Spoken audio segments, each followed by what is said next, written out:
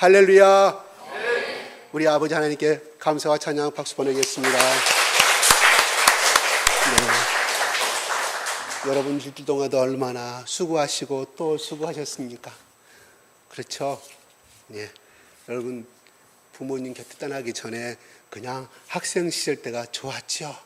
학교 다닐 때는 이놈의 시험 뭐 언제 끝나나 빨리 어른이 됐으면 좋겠다고 했지만 막상 여러분 삶의 일터에 나가서 또한 여러분의 엄마 아버지가 걸었던 그 길의 삶에 가장으로서 엄마로서 그 삶을 살아가는 것이 얼마나 힘든 일인지 모릅니다. 우리 엄마 아버지도 이렇게 이 일터에서 이 직장에서 이런 고민과 갈등 속에 살다가 저녁에 들어오면 왜 우리 앞에서 한숨을 쉬고 또 아닌 이해가 안 가는 짜증을 내는가를 이제는 누가 가르쳐주지 않아도 스스로 알고 있을 거란 말이에요. 왜? 경험했기 때문에, 체험했기 때문에. 이거 왜 수돗물이 이렇게 많이 쓰냐, 왜 전기를 이렇게 낭비하느냐고 그렇게 엄마가 잔소리한 것이 내가 시집가 보니까 왜 그랬다는 것을 엄마의 마음을 그때서야 아는 것이 우리 인간의 어리석은 삶에 반복되는 삶입니다. 어쩌면 하나님께서 그렇게 또 만들어 주셨어요. 어릴 때부터 그것을 안다고 하면, 그것을 일찍이 철들어서 그것을 알았다고 행했다고 하면 우리는 엄마 아버지의 사랑과 그 한숨을 깊이 이해하지 못하고 후회하지 못했을 거란 말이에요. 하나님이 우리를 또한 그렇게 만들었어요. 왜 내가 그렇게 철없을까 하는 것은 뒤돌아보지 마십시오. 우리 하나님께서 이미 뒤에 것은 지나갔다고 말씀하지 않습니까? 지금부터라도 잘하십시오. 과거 내가 이렇게 부모님한테 이렇게 했다는 것, 그거 다 필요 없는 짓입니다. 지금부터라도, 지금 이 순간부터라도 잘하시면 됩니다. 어느 훌륭한 인물도 그렇게 어릴 때부터 부모님한테 효도하고 그렇게 철들어 선 사람은 없어요. 그 사람은 하나님 필요 없는 사람들입니다. 오늘 또한 요한복음 10장 말씀을 계속해서 그 안에서 또 한번 보게 됩니다. 어떤 분이 나이가 꽤 훌륭하신 분입니다. 꽤 지식인이시고 사회적으로도 꽤 대기업에서 성공하신 분입니다. 아마 그렇게 평사원에 시작해가지고 대기업에서 또한 이쪽 지방 사람으로서 그렇게 성공한 사람 아마 그게 드무신 분인데요. 그분이 최근부터 성경을 공부하고 하나님을 믿게 됐어요. 근데 그분이 하시는 말씀이 이렇게 말했대요. 제 아내한테 들은 이야기입니다. 구약을 보면 하나님은 잔인한 하나님입니다. 어떻게 자기 마음에 안 든다고 그냥 저 유대인 민족을 제외한 유대 민족을 대항하는 저 민족들은 목을 쳐버리고 죽여버리고 또 자기가 사랑한다는 유대 민족을 해서 이방신을 섬긴다고 해서 2만 명을 한꺼번에 죽여버리는 이런 하나님을 바라봤더니 그날 하나님 참 믿기 싫다고 이렇게 고백했다고 그래요. 그래서 그런 부분은 뛰어넘어간다고 그래요. 그렇죠. 우리 인간의 눈으로 보면 하나님은, 구약에 나타난 하나님은 참 잔인합니다. 또 어쩔 때는 우리가 그 주권을 인정하고 하고 그랬지, 어쩔 때는 휴머니적인 눈으로 보게 되면 하나님은 참 잔인도 하시고 잔인하다고 이렇게 말하는 대목들이 나와요. 출애굽기 20장에 뿐만 아니라 신명기 13장 10절로 13절, 14절, 15절에 보게 되면 이렇게 나오잖아요. 나 여호와 하나님은 질투한 하나님이라고 말씀하지 않아요. 나를 미워한다는 거예요. 나를 싫어하는 사람은 그 본인뿐만 아니라 그 자손 3, 4대까지 벌을 내리라고 하나님이 말씀합니다. 누구에게요? 유대인 민족에게요. 또한 신명기 13장 10절, 15, 16절에 이렇게 말, 대나세, 누가 너희들 다른 이방들이 섬기는 성이 있다니 우리 거기 섬기러 가자, 그거를 믿자고 하는 사람들이 있으면 그거를 확인하여서 대낮에 모든 사람들이 보는 앞에서 칼날로 치라고 그랬어요. 어디를요? 죽이라는 말이죠. 그 다음에 그렇게 선동했던 그 사람들의 재물과 모든 것을 다 불사르라고 이렇게 명령합니다. 참 하나님 잔인하신 하나님이십니다. 인권을 아시지 못하는 하나님이십니다. 오늘날 소위 지금 이야기하는 인권을 따지면 정말 그 하나님은 처벌을 받아야 합니다. 누구의 이름으로? 인민의 이름으로, 민중의 이름으로 처벌받아야 합니다. 그래서 진보주의자들은 하나님을 안티크리스찬으로 시각을 바라보는 것이 있습니다. 그런 점들이 참 정의롭게 산다는 것은 참으로 제가 박수치고 환영하지만 그런 점들은 참으로 아쉽습니다. 네. 그래서 하나님은 왜 그랬을까요? 하는 겁니다. 여러분, 가장 간단한 예를 하나 들어보겠습니다. 여러분, 내 딸이 공부 못해요. 내 아들이 공부 못해요. 말썽만 일으켜요. 정말 저 자식 그냥 하늘에서 뭐뭐 해서 뭐뭐 했으면 좋겠다고 우리 그 부모님들 말 많이 하죠. 그죠? 그러나 그 순간뿐이잖아요. 근데 그 말 안 듣고 말썽 부리는 아들과 딸이 어느 날 학교에 와서 동네에서 놀다가 얻어 터지고 왔을 때 여러분의 부모의 마음은 어떤 마음이었을까요? 잘 아시잖아요. 쫓아가잖아요. 잘잘건 못했던 간에 내 아들, 내 자녀를 그렇게 한 사람은 그냥 내 아들이 잘했던 못했던 떠나서 그냥 잡아 흔들리고 쥐고 싶은 마음이 부모의 마음입니다. 그 마음이 없는 사람은 부모가 아닙니다. 참 부모가 아닙니다. 왜 그럴까요? 왜 내 아들이 잘못했으면서 그 잘못을 따지지 않고 상대에게 피해를 준 사람이 가서 그냥 죽일 만큼 그런 행동을 할까요? 그것은 사랑하기 때문이라는 것입니다. 잘났건 못났건 내 가슴으로 낳았고 내 몸으로 낳았고 키웠다는 사실입니다. 내 핏줄이요, 내 혈통이요, 내 자식이기 때문에 잘잘못을 떠나서 부모의 마음이 사랑이 먼저 그 마음이 앞서기 때문에 그렇게 행한다는 사실입니다. 정말로 그렇습니까? 그렇죠? 그런 마음 한 번도 안 가지신 분은 부모가 아닐 겁니다. 그래요. 그렇습니다. 아무리 믿어도 내 자식입니다. 누가 뭐라 내 자식입니다. 그래서 세상에 많은 부모는 있지만 이 세상의 부모는 우리의 부모는 한 분이시고 그 다음에 세상에 많은 자식들이 있지만 다 자식들 필요 없어요. 오직 현재 내 품에 안고 있는 내 자식만이 유일한 내 자식이라는 사실이에요. 그래서 그들이 뭐 공부 잘해서 서울대 가고 뭐 잘다고 하지만 그래도 못난 내 자식이 최고인 거예요. 왜? 사랑하기 때문이라는 것입니다. 다른 이유가 없습니다. 오늘 하나님께서 왜 이스라엘 백성들을 향하여서 질투한다고 말했습니까? 너희들 택하고 사랑하기 때문에 나는 너희들 향해서 질투한 하나님. 그래서 다른 신을 섬기는 거, 다른 우상에 섬기는 거, 돌비석에 고개 숙이는 거, 절하는 거 나는 그거 보지 못하겠다, 허락하지 못한다고 말합니다. 그만큼 질투한다는 것은 무엇을 의미할까요? 사랑하기 때문에 질투한다는 거예요. 사랑이 없으면 어떻게 질투할 수 있습니까? 내가 가끔 예로 드리지만 내가 핏값으로 산 내 핏덩어리 같은 내 아들이, 내 딸이 다른 부모 앞에 가서 진짜 부모는 아니라고 말하고 다른 부모 같이 앞에서 내 부모라고 나의 엄마라고 말한다고 하면 어떤 부모가 그거 좋아하겠습니까? 왜? 분노가 하늘을 찌르죠. 사랑하기 때문이라는 것입니다. 질투가 있다는 것은 사랑을 바탕으로 하는 것이 질투가 유발하는 것입니다. 오늘 예수님이 기도합니다. 여기서 오늘 본문의 17장부터 1절부터 오늘 본문 20절, 26절뿐만 아니라 17장 전체를 바라봤을 때 사랑이라는 단어가 3번 나옵니다. 4번 나옵니다. 예수님이 왜 이렇게 기도를 악에 빠지지 말고 저들이 하나 되게 하여 주십시오. 또 아버지 하나님, 내가 하나님의 영광을 저들 앞에 나타냈습니다. 왜 그럴까요? 26절, 25절 나온 것처럼 사랑하기 때문에 그렇다는 거예요. 하나님이 나를 사랑하셨던 것처럼, 예수님 나를 사랑하셨던 것처럼 저들이 사랑을 알므로 인하여 하나님의 영광을 보게 하기를 원한다고 말씀합니다. 다시 말씀드려서 하나님의 영광을 보게 되기를 원하고 체험하기로 그 영광 속에서 영원히 누리기를 원하는 사람은 사랑을 바탕으로 해야만이. 그 사랑이 뭡니까? 형제간의 사랑도 사랑이지만 그 사랑이 아니라 바로 하나님이, 예수님이 주신 그 사랑을 소유한 자만이 하나님의 영광을 보고 체험하고 맛볼 수 있고 영원한 나라에서 누릴 수가 있다는 것을 전제로 깔고 있다는 것입니다.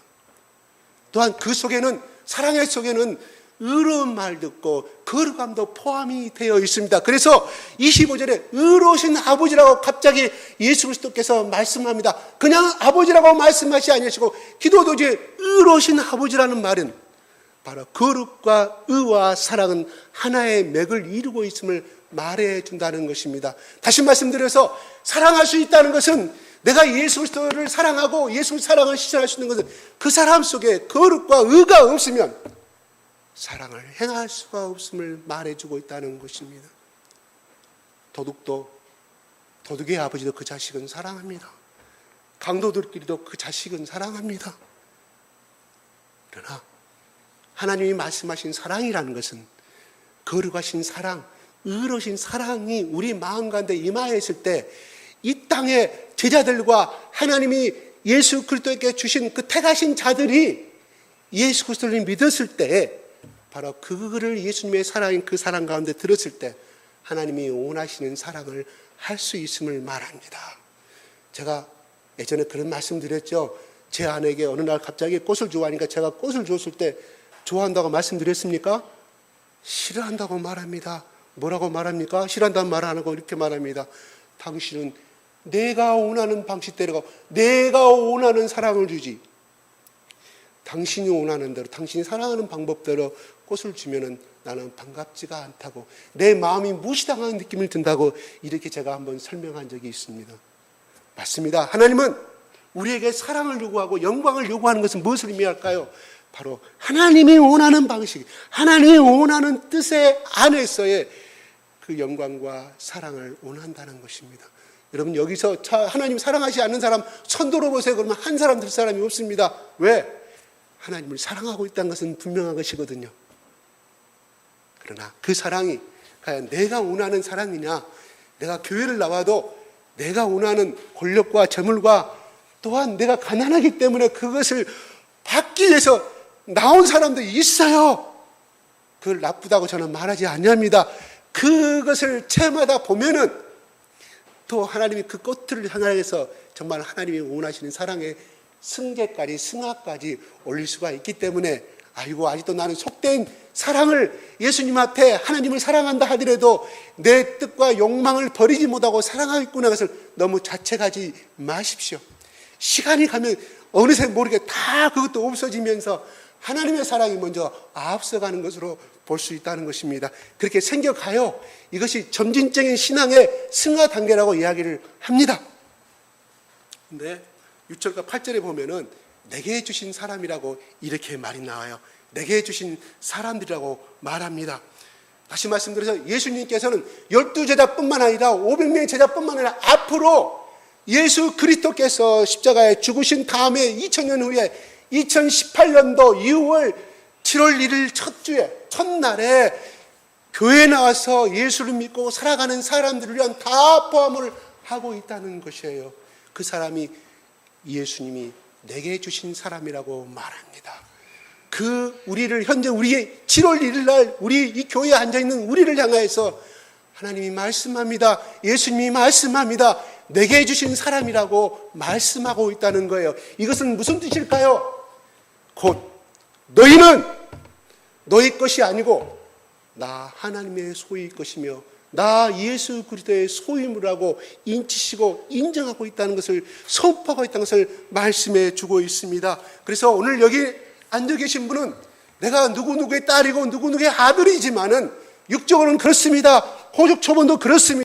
그러나 근본적인 바탕 속에는 우리 아버지 하나님, 우리 예수 그리스도의 아버지 하나님의 소유물이고 그분의 것임을 믿으시기 바랍니다. 그래서 이사야서 40장 3절로부터 이렇게 나옵니다. 41장 3절로 그럽니다. 이사야야, 너뿐만 아니라 내가 된 이스라엘 백성들은 다 내 것이라고 하나님이 이사야를 통해서 선포하신 대목이 나옵니다. 그러므로 너희는 자르나 우르나 치우치지 말라고 말합니다. 너희가 어디로 가든지 내가 함께 할 것이며 네가 또한 나를 피하여 바다 밑으로 숨든지 바위 밑으로 숨든 간에 네가 내 손아에서 벗어날 줄 아느냐고 말합니다. 너는 내 것이라고 하나님이 선포하는 대목이 기록이 되어 있어요. 이 말씀을 이사야에게 전해준 말씀입니다. 그 말씀을 읽었던 사람들 중에 여러분 다 읽었을 것입니다. 그러나 그 순간 그 말씀이 나에게 레마에 들어오고 나의 기쁨으로 들어오고 이게 하나님께서 지금 성령을 통하여서 이 성경 말씀을 통하여서 나에게 주시는 말씀으로 받아들인 사람은 이게 내가 누구누구의 18대 손이 아니고 누구 집의 큰아들이 아니고 하나님의 나를 향하여 하나님 것이라고 선포하고 있고 하나님의 자식이라고 선포하고 있고 나를 받아들이는 사람은 그때부터 인생의 목적과 인생의 인생관이 가치관이 변화되기 시작한다는 사실이에요. 이것이 제가 체험한 학생 시절 체험한 대목입니다. 이 말씀이. 그래서 저는 어디 가든지 자신 있었습니다. 그때부터 하나님이 나를 보호해 주신다는데 내가 어디를 가든 하나님 너를 도와주신다고 내가 두려울 게 뭐가 있느냐. 그래서 저는 그때부터는 내 아버지 부모도 맞지만은 부모의 자식도 맞지만은 나는 하늘과 땅을 만드신 그 하나님이 나를 향하여서 너를 내 것으로 만들어서 너를 만들어 하나님의 소유물을 사용하겠다고 했을 때 하나님의 아들로 인정하는 저는 그 말씀을 받아들였을 때 어디에 가든지 당당할 수가 있었다는 것입니다. 그렇다고 해서 내가 목이 꼿꼿이해서 누구처럼 목에다 힘주고 그런 말씀이 아니라 내 안에 하나님의 말씀이 충만히 임재하고 그 하나님이 나의 주인이 되시고 나의 아버지가 되시는데 꿀릴 것이 뭐가 있다는 거예요. 그래서 당당하게 저는 말할 수가 있었습니다. 그래서 첫 고등학교 교사로 첫 부인 발려 갔을 때 교장 앞에서 저는 당당히 섰습니다. 고개는 숙이죠. 왜 A가 있어야 돼요. 당신은 교장이지만 나는 하나님의 자식이요. 당신은 부모 재산 많이 만나서 이 학교의 교장이고 이사장이지만 나는 당신보다 더 큰 부자인 아버지가 있어요. 그렇게 당당하게 저는 대화를 했습니다. 겉으로는 A는 갖춰야죠. 그렇죠? 이렇게 자신 있게 살아갈 수가 있다는 거예요. 자, 하나님께서 말합니다. 나 스스로도 정말 별 볼 일 없는 사람이었는데 하나님이 나를 향하여서 너는 내 것이라고 했을 때 얼마나 한 것입니까? 여러분 동네 지나가다가 항상 그 개가 저 어릴 때 봤습니다. 그 개는 항상 싸나운 개 앞에서 저기서 보면 도망가 버립니다. 꼬리 내리고 도망가던 개가 자기 주인하고 같이 가기만 하면 그 싸나운 개를 향해서 이 연약한 개가 덤벼듭니다. 왜 그랬을까요? 자기 주인이 이 개가 나게 달려들면 자기 주인 자기를 위해서 싸울 것을 알았기 때문에 말려줄 것을 알았기 때문에 그 백을 믿고 덤비는 거예요. 이렇게 말 못하는 개도 이렇게 당당하거늘 우리가 하늘과 땅을 만드신 아버지께서 우리를 소유물로 만드신 그 아버지께서 우리가 어떤 고난과 어떤 어둠에 빠진다 할지라도 우리는 당당하게 싸울 수가 있으며 그 어둠에서 힘차게 새로운 옹동력의 힘을 가지고 살아갈 수 있는 기반이 된다는 사실을 믿으시기 바랍니다. 현실만 바라보지 마십시오. 그냥 코 죽어서 그냥 코 쭉 빠지고 연봉 나보다 내 친구는 좋은 기업 들어가서 몇 천만 원 더 받고 그 생각하면 여러분 낙이 쭉 빠집니다. 그렇지요? 그러나 길게 봅시라고 저는 지난주 수요일날 말씀드렸잖아요. 길게 갑시다. 멀리 보면 마지막 테이프 끊는 사람이 마지막 승자예요. 금메달 따는 거예요. 그렇죠? 자, 우리는 중요한 것은 하나님이 예수님이 내 것이라고 나를 부를 정도로 나를 소중한 존재로 여긴다는 사실입니다. 내가 잘나서 그런 것이 아니라 정말 못났지만 추하지만 남들보다 말도 잘 못하지만 남들보다 지식도 부족하지만 그런 나를 향하여서 너는 내 것이라고 인정해 준 그 자체가 벌써 내 가치관이 올라간다는 사실입니다.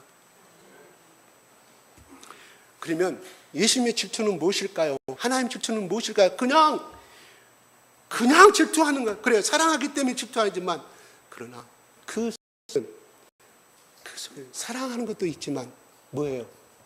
나 여호와 하나님처럼 나 예수님처럼 너도 거룩하게 되라는 의미를 가지고 있다는 거예요. 내가 거룩한 것처럼 너희도 거룩하라고 예수님이 말씀하신 것처럼 그냥 사랑하는 것은 그냥 포괄적인 무조건적인 은혜이지만은 그 사랑 속에는 우리가 이 땅에 살면서 더욱더 거룩해지기를 원하는 소원이 담겨져 있다는 거예요. 다시 말씀드려서 여러분의 자녀들에게 아침부터 일어나서 새벽부터 일어나서 뒷바라지 하는 이유가 무엇이에요? 용돈 주고 학비대주는 이유가 무엇입니까? 나보다 잘 되기를 바라는 성공하기를 바라는 마음속에서 되는 기대감이 있는 것처럼 우리 아버지 하나님도 그렇다는 거예요. 나를 향하여서. 그런데 작년이나 올해나 내년이나 술에 술 탄 듯 물에 물 탄 듯 그렇게 살아간다고 하면 그 부모의 마음은 얼마나 안타깝고 예스럽겠습니까? 마찬가지로 우리 예수님도 우리 하나님도 나를 향해서 그렇게 안타까운 마음을 가지고 바라보고 계신다는 사실을 아시기 바라는 것입니다.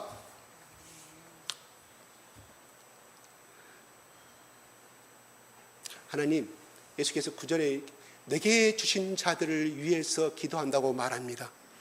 여러분, 하나님께서 내게 주신 자를 위해서 내가 기도한다고 생각해 보십시오. 그 마음이 어떨까요? 남다른 애착심을 갖지 않을까요? 만약에 이 시간 하나님께서 나타나셔서, 예수님께서 나타나셔서 하얀 영광의 빛을 옷을 입고 나타나셔서 김집사야, 박집사야, 이집사야, 내게 주신 사람들이니 네가 감당할지다, 네가 나에게 올 때까지 이렇게 말씀하고 할로 승천했다고 한다면 여러분, 그 말씀이 얼마나 영광스러울까요? 그리고 하나님이 누구 사람의 이름을 거명하면서 네가 이 땅에서 해야 할 소명이며 네가 나를 만날 때까지 해야 될 의무라고 말했을 때 여러분은 얼마나 영광스럽고 또 그 사람에 대해서 얼마나 애착심을 가지고 끝까지 기도하고 돌보고 하실 게 아니겠습니까? 우리가 가족을 위해 기도할 때, 특히 자녀들을 위해서 기도할 때 어떻습니까? 그런 애착심을 갖지 말라고 가지고 있습니다. 죽어라고. 우리 교회 안 나는 큰아들, 우리 세상과 떠나간 큰딸, 아직도 예수를 모르고 하는 어떤 아들, 딸을 위해서 얼마나 애착심을 갖고 여러분 기도하십니까? 내가 기도하라고 기도합니까? 아니죠. 그 사람 마음 가운데 예수님의 사랑을 느끼게 되다 보면 간절한 마음이 있고 아버지의 사랑과 예수님의 사랑이 믹싱되다 보니까 더 불타오르는 신앙이 돼가지고 자식을 위해서 안 지나서나 오나 그놈 자식 매일매일 교회 나온 자식은 내 눈앞에 안 보여요. 그냥 저 방황하고 저 못된 길로 가는 그 자식을 위해서 여러분 자나깨나 눈물 흘리신 거 맞죠? 맞아요? 아멘. 아멘 하는 사람은 그 복이 그들이 임할지어다. 내가 아멘에 대해서 한번 여러분 다른 분들 다 들었겠죠? 한번 같이 한번 강의할 때가 있을 것입니다. 네. 예수님은 이 사랑을 질투하는 사랑을 제가 표현했는데 12절에 이렇게 말합니다. 우리 가운데 한 사람도 잃어버리지 않기 위해 주님께서 우리를 보존하여 지키신다고 말씀합니다. 한 사람도 잊어버리지 않기 위해서 보존하기 위해 지키신다고 말씀하고 있습니다. 예수께서 우리를 사랑하시기 때문에 아무도 그 무엇도 우리에게 손대지 못하도록 한순간도 눈을 떼지 않고 우리를 지켜보고 계신다는 뜻이 이 보존의 의미가 있습니다. 이 땅에 계실 때도 그랬고 지금도 하나님 보좌 우편에 앉으셔서 그 같은 애착심과 사랑을 가지고 당신의 것인 우리를 위해서, 나를 위해서 기도하고 계시는 그 예수님의 모습을 한번 생각해 보십시다. 생각만 해도 가슴이 뭉클해지지 않을까요?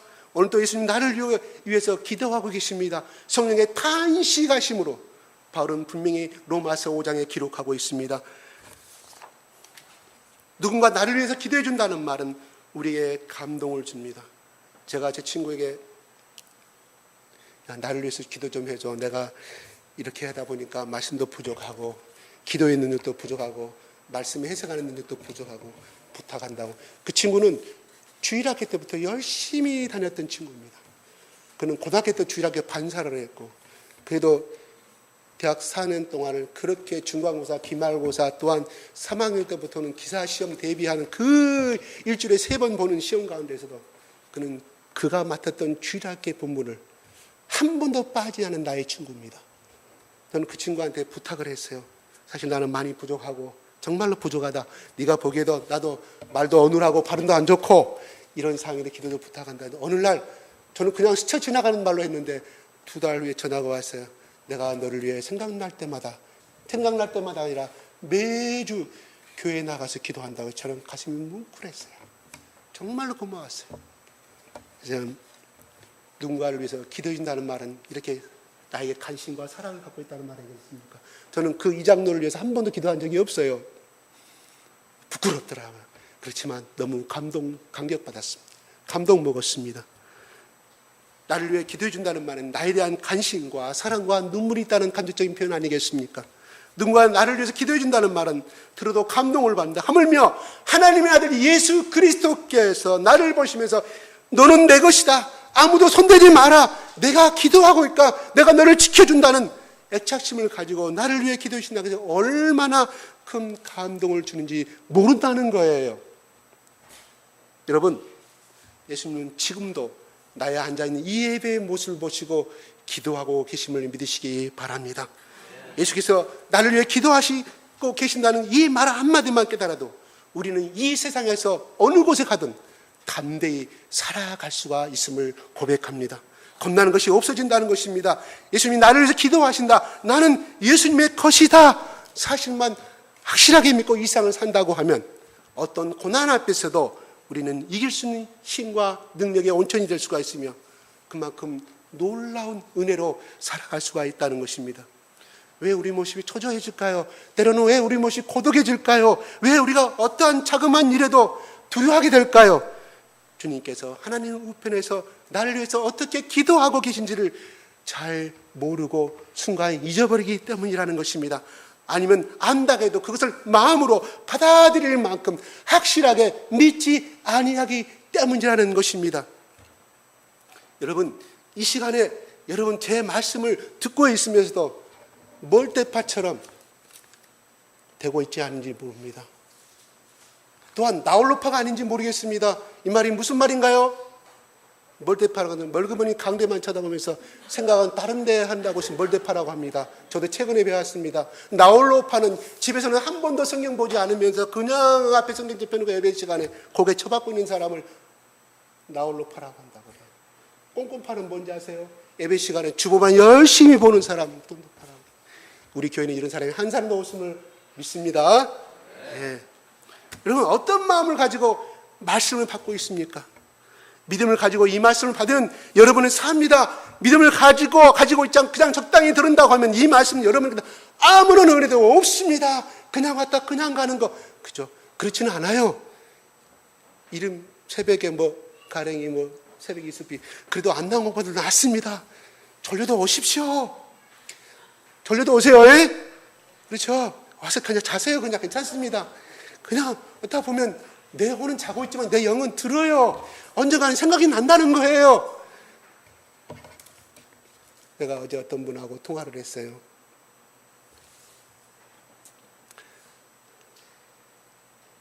자기들이 어릴 때는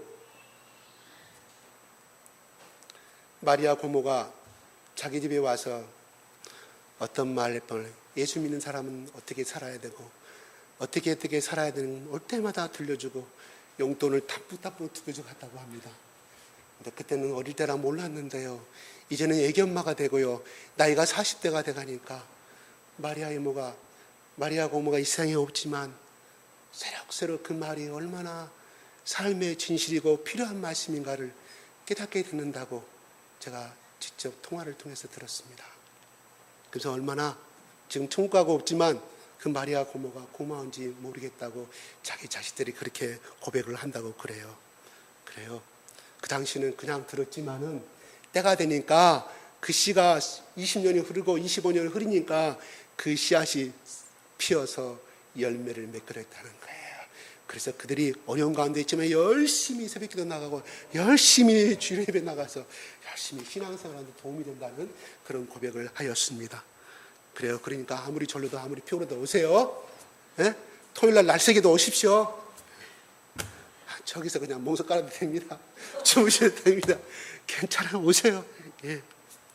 누구처럼 졸리면 저 뒤에 가서 서서 계십시오. 괜찮습니다. 예.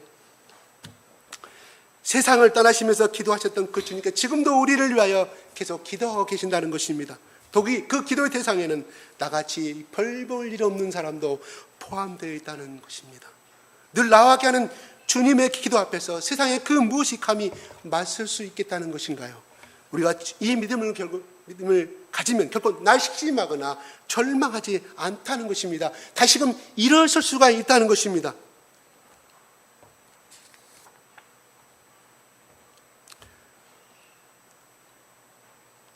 예수님은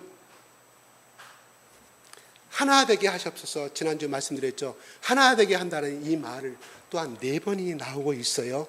그만큼 하나 된다는 말이 중요한 말이죠. 첫째는 그 하나 된다는 말은 우리끼리 그냥 하나 된다는 말이 아니에요. 그 의미는 예수님이 하나님과 하나 된 것처럼 너희들도 예수님의 사랑 안에서 예수님의 사랑을 매개체로 해서 하나가 되는 것을 의미합니다. 각자가 예수님의 사랑으로 이어지면 자연히 너희들도 하나가 된다는 사실을 의미해 주고 있어요. 하나 된다는 것은 단결이죠. 그죠? 쉽게 말하면 조폭도 단결입니다. 하나라도 이탈하면 손가락 자르고 작두동원하잖아요. 얼마나 단결하면 조폭들보다 더 단결심이 강한 거 없어요.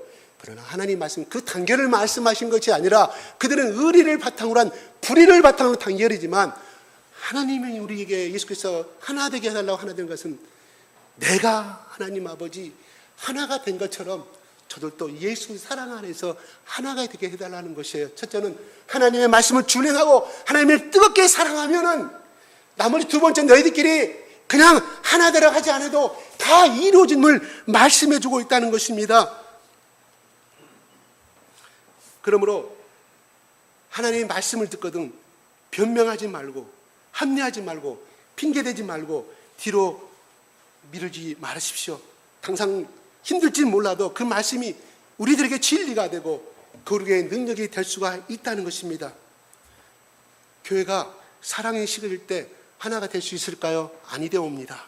사랑은 자기보다 남을 낮게 여긴다고 말합니다. 사랑은 자기 자신을 주장하지 아니한다고 말합니다. 사랑은 자신의 것을 희생한다고 말합니다. 사랑은 겸손이고 남을 섬기는 것이 남을 섬기는 것이 구체적으로 행동으로 나타난다고 말합니다. 사랑이 있는 교회는 하나가 될 수 있지만 사랑이 식어진 교회는 결코 하나가 될 수가 없다는 것이 26절에 말씀하고 있습니다. 사랑이 식어지면 내가 드러납니다. 나의 의가 드러납니다. 나의 자랑이 드러납니다. 남을 판단하게 됩니다. 비판하게 됩니다. 주인 행세를 하려고 마음이 듭니다. 서로 존경하지 않습니다. 섬기지 아니합니다. 자신을 희생하기보다는 섬기기보다는 편하게 있기를 원하고 섬김 받기를 원한다는 거예요. 신앙에는 두 가지 신앙이 있다고 그래요. 연기 신앙이 있고요. 불신앙이 있다고 그래요. 연기 신앙은 뭐예요? 장작 불 때 불이 타지 않고 연기가 남으로 인하여 사람들이 연기 나면 다 도망가잖아요. 매캐하니까. 그렇습니다. 내가 사랑이 식어지면 연기 신앙이 돼서 남에게 해를 끼치기도 남의 가슴에 내 입술 통해 나오는 가슴에 해를 끼치게 되는 신앙이 된다는 거예요. 그러나 불신앙은 뭐예요? 장작불이 활활 타르면 주위를 따뜻하게 합니다. 아무리 추워도 그 주위에만 있으면 훈훈한 기운이 드는 거다. 내가 성령 속에 말씀 속에 살아가는 신앙은 메마른 그 사람, 상처받고 온 신앙을 그 사람을 끌어안고 내 마음속에 들어있는 예수님의 그 뜨거운 사랑을, 그 온기를 전해주는 사랑이 바로 불타는 신앙이라고, 불씨는 신앙이라고 말합니다.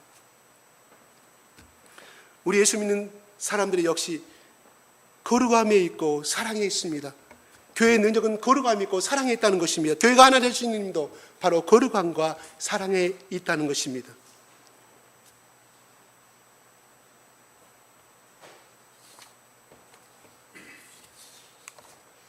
예수님께서 24절에 같이 한번 읽어볼까요? 시작. 24절 시작.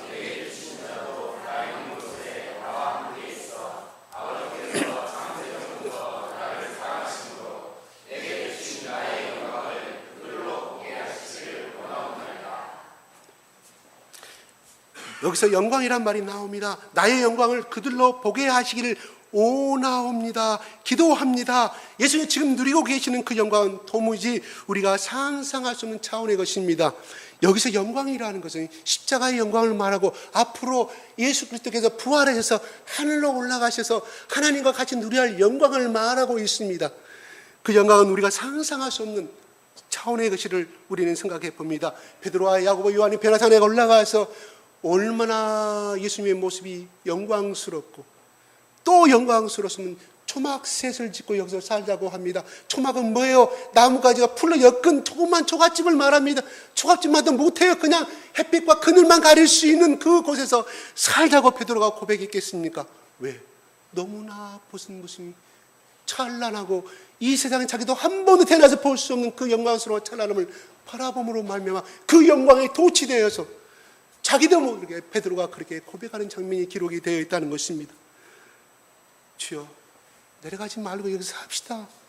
나 세상 내려가면 너무 힘들어요. 내가 어부로서 내 저 자식 먹여 살려야 돼요. 우리 또 예수 따라다닌다고 얼마나 많은 사람이 핍박합니까? 세상 고달픕니다, 아버지. 주여, 우리 내려가지 말고 여기서 합시다. 베드로가 오직 했으면 그 말 했을까요? 그 영광만을 바라보고 그 말 했을까요? 삶이 너무 힘드니까. 베드로만 그렇게 했어요? 요한도 그랬겠죠. 따라가는 요한도 남은 9명의 제자들도 다 그랬을 거 아니에요. 그렇습니다. 우리는 그렇게 삶은 힘든 건 사실이잖아요. 내일 또 당장이면 아침부터 새벽에 6시에 일어나서 머리 감고 씻고 가서 또 삶의 경쟁을 시작해야 합니다. 아이고, 우리는 이 경쟁은 언제나 끝날 것인가? 늙어 죽을 때까지 그렇게 해야 합니다. 이게 사실이에요. 그렇지만 세상 사람은 자기 능력으로 살지만 그래도 내 속에 아버지 하나님이 계시기 때문에 또 힘을 얻고 순간순간 우리는 살 수가 있다는 것이고, 마지막에 여기서 예수님이 말하는 것은 저들도 그 영광을 맛보게 한다고 말씀하시는 것은 무엇을 의미할까요? 세상에서 승리하는 것을 의미하지만, 내가 예수님이 그랬잖아요. 부활하셔서 내가 처소를 예비하라고 한다고 말하죠. 너희 거할 곳이 많도다 그럽니다. 내가 누렸던 영광을 언제부터? 창세 전부터. 누가?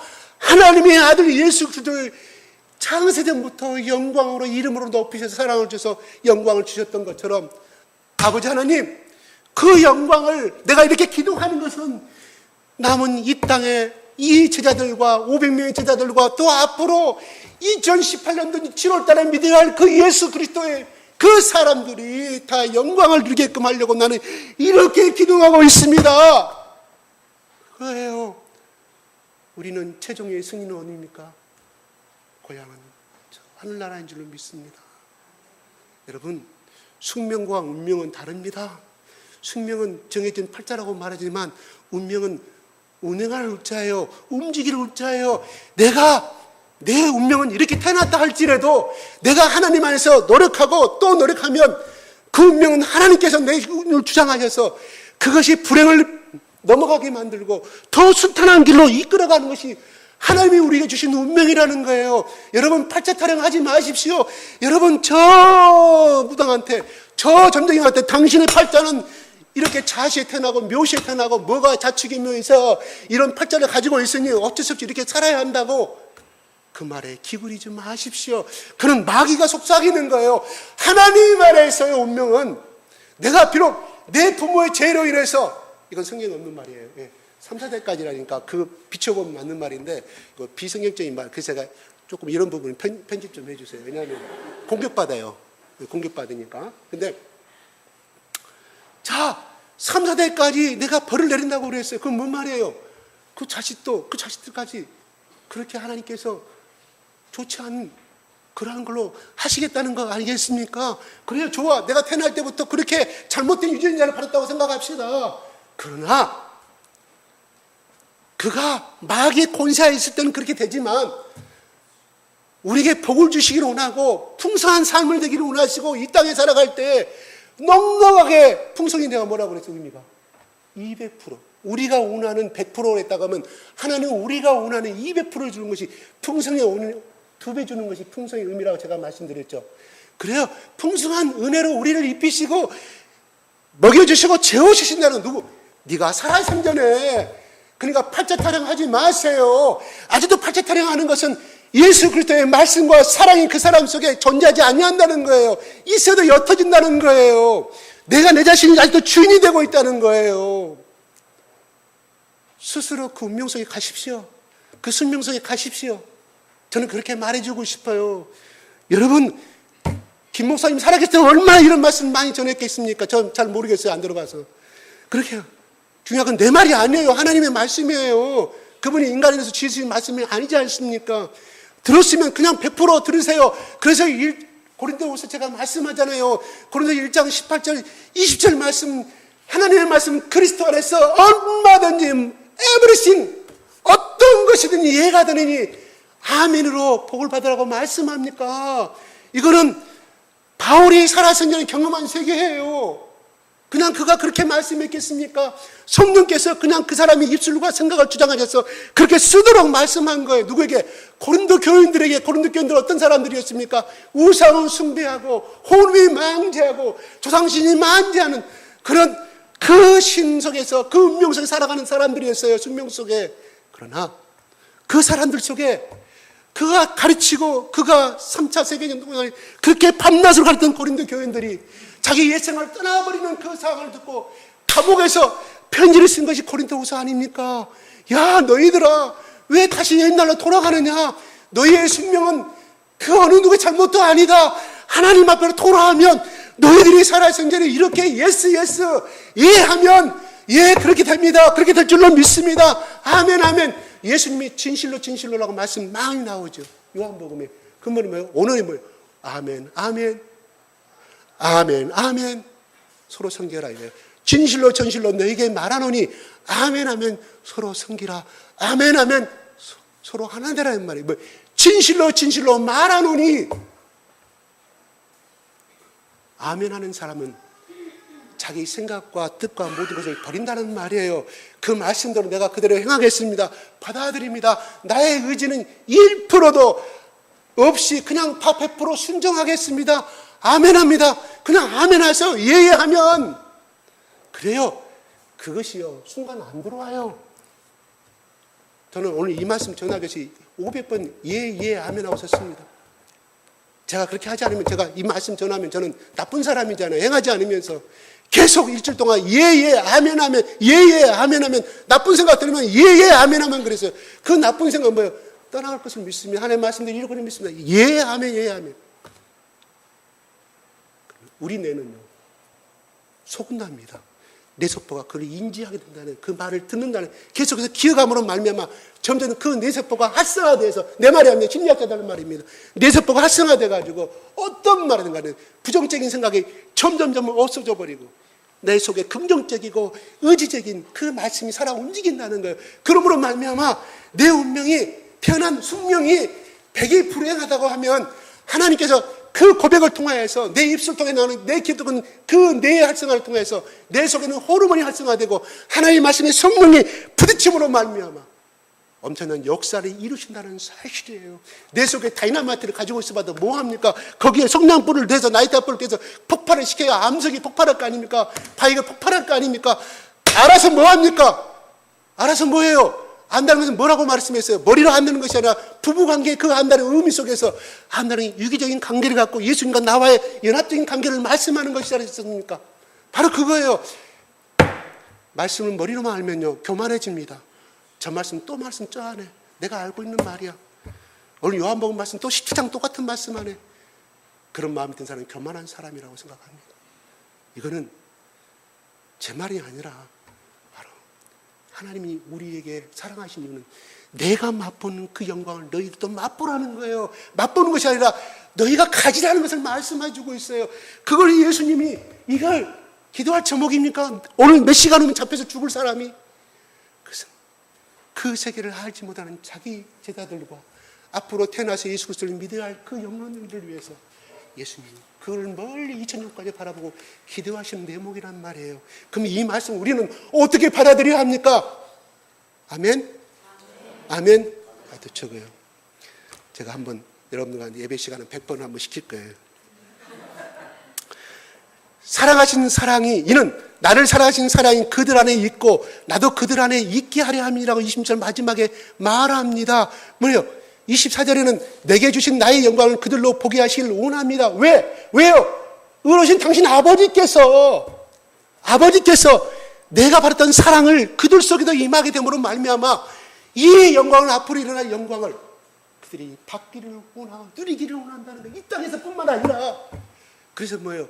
그들은 다 유다를 제외한 11명은, 요한을 뺀 10명의 제자는 다 순교당했습니다. 그것이 영광입니까? 고난이죠. 그러나 그 고난 다음에 그들은 생명의 면류관을 받는, 그 누구도 흠모할, 천사도 흠모할 생명의 면류관을 지금도 하늘에서 누리고 있다는 사실이에요. 그래요. 여러분들한테 순교의 신앙을 요구하는 것이 아니라 이 땅에 예수 그리스도의 말씀을 따라가다 보면 우리가 그 영광을 맛보게 되며 하늘나라 가서도 그래서 천국에 우리가 이 땅에 사는 것은 천국에서 누리는 영광의 연습을 하는 거예요. 훈련하는 거예요. 오늘 우리에게 예수님 말씀합니다. 보잘것없는 나에게도 나를 위해서 기도하시는 예수님, 나를 택하여서 뭐라고 말씀하십니까? 내 것이다고. 야, 김집사야, 경림아, 너는 내 거야. 미정아, 너는 내 거야. 그 말이에요. 내가 내 소유권 누구도 너를 타치하지 못해. 너를 해하지 못해. 너를 보호할 것이다. 전능하신 하나님 오른팔로 너를 보호할 것이라는 거예요. 그냥 아무 힘없는 사람 내는 내 것이다 하면 여러분 기분 좋아요? 길 가는 사람 정신병자가 넌 내 것이다 하면 기분 좋습니다.